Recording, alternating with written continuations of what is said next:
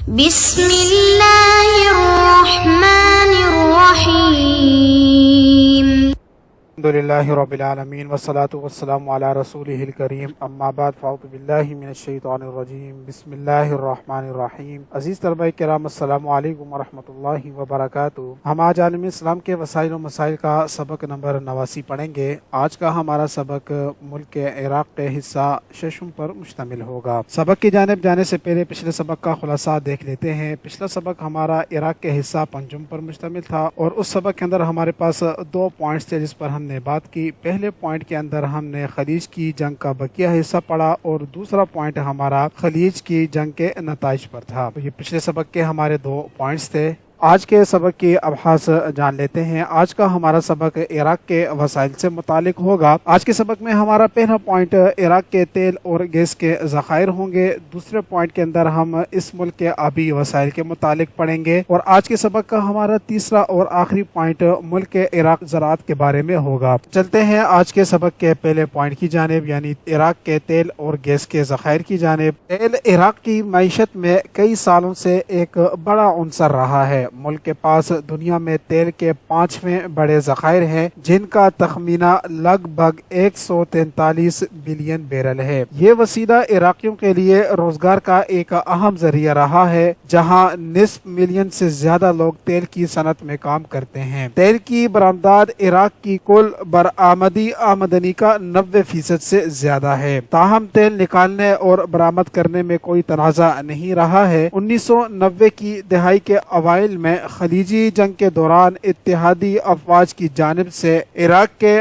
Oil fields پر شدید بمباری کی گئی، جس سے بنیادی ڈھانچے کو کافی نقصان پہنچا اور پیداوار میں خلل پڑا۔ ابھی حال ہی میں عراق کے اندر مختلف دھڑوں کے درمیان تنازعات کی وجہ سے تیل کی برآمدات میں خلل پڑا ہے اور ملک کے لیے محصولات کو نقصان پہنچا ہے۔ ان چیلنجز کے باوجود عراق میں تیل کی پیداوار میں اضافے کے امکانات اب بھی موجود ہیں۔ ملک نے تیل کی بین الاقوامی کمپنیوں کے ساتھ نئے شعبے تیار کرنے اور پیداوار بڑھانے کے لیے کئی معاہدوں پر دستخط کیے ہیں۔ تاہم تمام عراقیوں کے فائدے کے لیے ان وسائل کا پائیدار اور مساوی طریقے سے انتظام کرنا اہم ہوگا۔ تیل کے علاوہ عراق میں قدرتی گیس کے بھی نمایاں ذخائر موجود ہیں۔ ملک کے پاس قدرتی گیس کے تقریباً 3.17 ٹریلین کیوبک فٹ کے ذخائر کا تخمینہ لگایا گیا ہے۔ اگرچہ گیس کی پیداوار تاریخی طور پر تیل کی پیداوار سے کم رہی ہے، لیکن مستقبل میں اس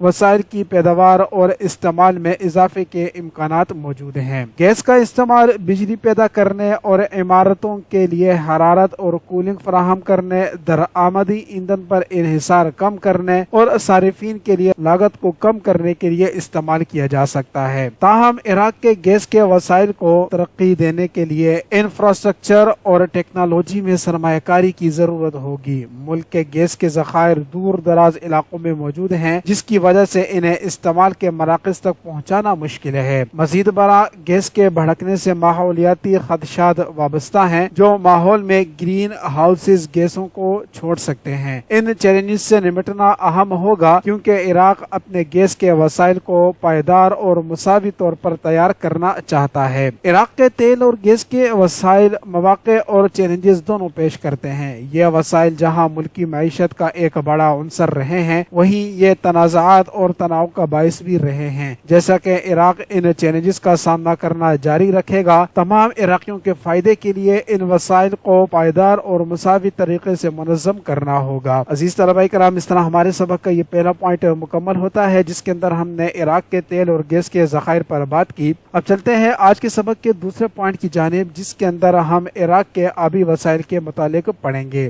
عراق مشرق وسطی میں واقع ہے، جہاں خشک آب و ہوا کی وجہ سے پانی کی کمی ہے۔ ملک اپنی پانی کی ضروریات کے لیے 2 بڑے دریاؤں دجلہ اور فرات پر بہت زیادہ انحصار کرتا ہے۔ تاہم پانی کے حقوق اور استعمال پر پڑوسی ممالک کے درمیان تنازعات کی وجہ سے عراق میں پانی کا انتظام ایک متنازع مسئلہ رہا ہے۔ دجلہ اور فرات کے دریا بالترتیب ترکی اور شام سے نکلتے ہیں اور خلیج فارس میں گرنے سے پہلے عراق سے گزرتے ہیں۔ تاریخی طور پر عراق نے آبپاشی، پینے کے پانی اور پن بجلی پیدا کرنے کے لیے ان دریاؤں پر انحصار کیا ہے۔ ترکی اور شام کے ذریعے بنائے گئے اپ اسٹریم ڈیموں نے خشک سالی کے دوران عراق میں بہنے والے پانی کی مقدار کو کم کر دیا ہے، جس سے پانی کی قلت اور زرعی نقصانات ہوئے ہیں۔ ان چیلنجز سے نمٹنے کے لیے عراق نے کئی حل تجویز کیے ہیں۔ ایک تجویز یہ ہے کہ دریائے دجلہ اور فرات کے کنارے نئے ڈیم بنائے جائیں تاکہ زیادہ بہاؤ کے دوران پانی کو ذخیرہ کیا جا سکے اور کم بہاؤ کے دوران اسے چھوڑا جا سکے۔ اس سے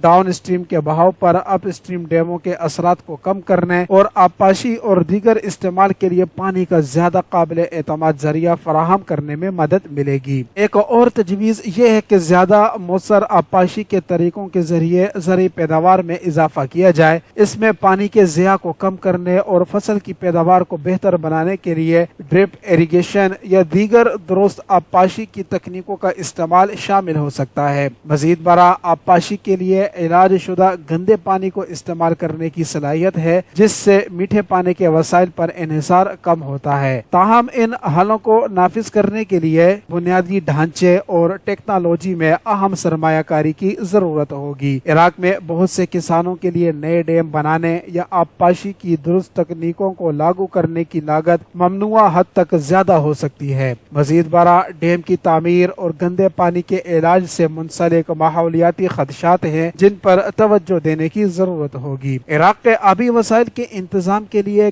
ایک کثیر جہتی نقطہ نظر کی ضرورت ہوگی جو زراعت، صنعت اور شہری علاقوں کی ضروریات کو پانی کے انتظام کے فیصلوں کے ماحولیاتی اور سماجی اثرات کے ساتھ متوازن کرے۔ اس عمل میں تمام اسٹیک ہولڈرز کو شامل کرنا ضروری ہوگا، بشمول کسانوں، شہری باشندوں اور پڑوسی ممالک وغیرہ۔ عزیز طلبہ کرام، اس طرح ہمارے سبق کا یہ دوسرا پوائنٹ مکمل ہوتا ہے جس کے اندر ہم نے عراق کے آبی وسائل کے بارے میں پڑھا۔ اب چلتے ہیں آج کے سبق کے تیسرے اور آخری پوائنٹ کی جانب، جس کے اندر ہم عراق کی زراعت پر بات کریں گے۔ عراق زرعی لحاظ سے متنوع ہے، فصلوں کی کاشت کی تاریخ ہزاروں سال پرانی ہے۔ ملک کے جغرافیائی محل وقوع، آب و ہوا اور آبپاشی کے نظام نے مختلف فصلوں کی پیداوار کی اجازت دی ہے جو خوراک کی حفاظت اور اقتصادی استحکام کے لیے ضروری ہیں۔ عراق میں پائی جانے والی چند اہم فصلوں میں گندم، جو، چاول، کھجور، سبزیاں اور پھل وغیرہ شامل ہیں۔ سب سے پہلے بات کرتے ہیں گندم اور جو کے بارے میں۔ گندم اور جو عراق میں اہم اناج کی فصلیں ہیں۔ گندم عراقی خوراک کا ایک بڑا حصہ ہے۔ یہ فصلیں میسوپوٹیمیا کے زرخیز میدانی علاقوں میں بڑے پیمانے پر اگائی جاتی ہیں، جو علاقے کی سازگار آب و ہوا اور مٹی کے حالات سے فائدہ اٹھاتے ہیں۔ تاہم کئی چیلنجز گندم اور جو کی پیداوار کو متاثر کرتے ہیں۔ ایک اہم مسئلہ پانی کی کمی اور فصل کی پیداوار پر خشک سالی کا اثر ہے۔ عراقی زراعت کا بہت زیادہ انحصار دجلہ اور فرات کے دریاؤں پر ہے اور پانی کی دستیابی اکثر اپ اسٹریم ڈیم کی تعمیر، دریا کے بہاؤ میں کمی اور آبپاشی کے غیر مؤثر طریقوں سے متاثر ہوتی ہے۔ پانی کے انتظام کی مؤثر حکمت عملیوں کو نافذ کرنا، آبپاشی کے نظام کو جدید بنانا اور پانی کی بچت کے زرعی طریقوں کو فروغ دینا گندم اور جو کی کاشت پر پانی کی کمی کے اثرات کو کم کرنے میں مدد کر سکتا ہے۔ خشک سالی کے خلاف مزاحم فصلوں کی اقسام میں سرمایہ کاری کرنا اور مٹی کے انتظام کی پائیدار تکنیکوں کو فروغ دینا بھی ان فصلوں کی ماحولیاتی دباؤ کے لیے لچک کو بڑھا سکتا ہے۔ عراق کی ایک اور اہم فصل چاول ہے۔ چاول کی کاشت عراقی زراعت کا ایک لازمی حصہ ہے، خاص طور پر جنوبی علاقوں میں جہاں کے علاقے اور پانی کی دستیابی کاشت کے لیے سازگار ہیں۔ تاہم چاول کی پیداوار کو پانی کے انتظام، نمکیات اور کیڑوں کے انفیکشن سے متعلق چیلنجز کا سامنا ہے۔ پانی پر قابو پانے کے ناکافی اقدامات، جس کے ساتھ مل کر مٹی کو بہت زیادہ نمکین بنانا، چاول کی پیداوار کو نمایاں طور پر نقصان پہنچا سکتا ہے۔ درست پانی کے انتظام کی تکنیکوں کو لاگو کرنا، جیسے ڈرپ ایریگیشن اور پانی بچانے والی ٹیکنالوجیز، پانی کے استعمال کو بہتر بنا سکتی ہیں اور نمکیات کے مسائل کو کم کر سکتی ہیں۔ نمک برداشت کرنے والی چاول کی اقسام کو متعارف کروانا اور کیڑوں کے انتظام کے مربوط طریقوں کو اپنانا عراق میں چاول کی کاشتکاری کی مجموعی پائیداری اور پیداواری صلاحیت کو بہتر بنا سکتا ہے۔ عراق کی ایک اور اہم فصل پر بات کرتے ہیں جو کہ کھجور ہے۔ عراق کھجور کی کاشت کے لیے مشہور ہے۔ یہ ملک دنیا میں کھجور پیدا کرنے والے ممالک میں سے ایک ہے۔ کھجور عراق کی گرم اور خشک آب و ہوا میں پروان چڑھتی ہے جو بہت سی برادریوں کے لیے غذائیت اور آمدنی کا ایک اہم ذریعہ فراہم کرتی ہے۔ اپنی اہمیت کے باوجود کھجور کی کاشت کو بیماریوں، کیڑوں، عمر رسیدہ باغات اور ناکافی زرعی اختراعات جیسے چیلنجز کا سامنا ہے۔ باغبانی کے جدید طریقوں کو فروغ دینا بشمول کھجور کے باغات کے لیے تجدید کاری کی تکنیک، کیڑوں اور بیماریوں کا مربوط انتظام اور زیادہ پیداوار دینے والی بیماریوں کے خلاف مزاحم کھجور کی کاشت کو اپنانا عراق میں کھجور کی صنعت کو زندہ کر سکتا ہے۔ مزید برآں مشینی کٹائی کے طریقوں اور ویلیو ایڈڈ پروسیسنگ سہولیات میں سرمایہ کاری ڈیٹ سیکٹر کی مجموعی کارکردگی اور مسابقت کو بڑھا سکتی ہے۔ عراق کے اندر پائی جانے والی سبزیوں اور پھلوں پر بات کرتے ہیں۔ عراقی زراعت میں سبزیوں اور پھلوں کی وسیع اقسام شامل ہیں جو گھریلو استعمال اور برآمدی منڈیوں دونوں کو پورا کرتی ہیں۔ غذائی تحفظ اور دیہی معاش کو بڑھانے کے لیے فصلوں میں تنوع ضروری ہے۔ پھلوں اور سبزیوں کے شعبے کو درپیش چیلنجز میں فصل کی کٹائی کے بعد کی غیر مؤثر ہینڈلنگ، جدید زرعی طریقوں تک محدود رسائی اور منڈی کی رکاوٹیں شامل ہیں۔ چھوٹے پیمانے پر کسانوں کی تربیت، زرعی توسیعی خدمات اور جدید ٹیکنالوجی تک رسائی کے ذریعے مدد کرنا سبزیوں اور پھلوں کے معیار اور مارکیٹ کی اہلیت کو بہتر بنا سکتا ہے۔ کولڈ سٹوریج، پیکیجنگ اور نقل و حمل کی سہولیات کے لیے بہتر انفراسٹرکچر تیار کرنا فصل کے بعد ہونے والے نقصانات کو کم کر سکتا ہے اور خراب ہونے والی پیداوار کی شیلف لائف کو بڑھا سکتا ہے۔ بہتر تجارتی پالیسیوں اور مارکیٹ کے روابط کے ذریعے ملکی اور بین الاقوامی منڈیوں تک رسائی کو آسان بنانا عراقی باغبانی کی مصنوعات کی مسابقت کو بڑھا سکتا ہے۔ عراقی زراعت کو بہت سے چیلنجز کا سامنا ہے جن میں پانی کی کمی، مٹی کا انحطاط، کیڑوں اور بیماریوں کے دباؤ اور جدید زرعی ٹیکنالوجی تک محدود رسائی شامل ہیں۔ ان مسائل کو حل کرنے کے لیے جامع حکمت عملیوں کی ضرورت ہے جو پائیدار پانی کے انتظام، مٹی کے تحفظ، فصلوں کے تنوع اور تکنیکی جدت کو گھیرے ہوئے ہے۔